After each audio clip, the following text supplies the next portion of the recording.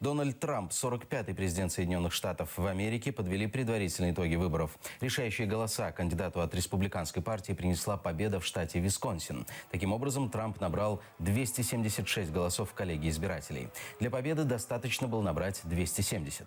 Помимо этого, республиканцы одержали победу в обеих палатах Конгресса. CNN сообщает о том, что его главная соперница Хиллари Клинтон признала свое поражение. Мне только что позвонила госсекретарь Клинтон. Она поздравила всех нас с победой. И я поблагодарил ее и ее семью за сильную кампанию. Хиллари долго и уверенно работала, и стоит поблагодарить ее за то, что она сделала для страны.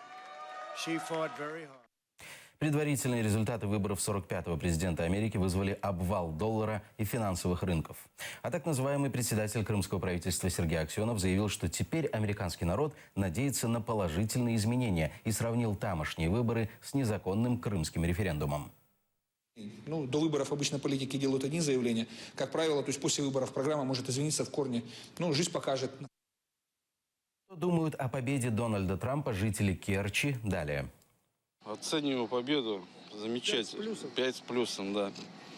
Думаю, он будет хорошим президентом. Может, с Россией подружится. Может, нам лучше станет жить. Меньше санкций будет, меньше всего будет. Мне лучше бы, если был Трамп.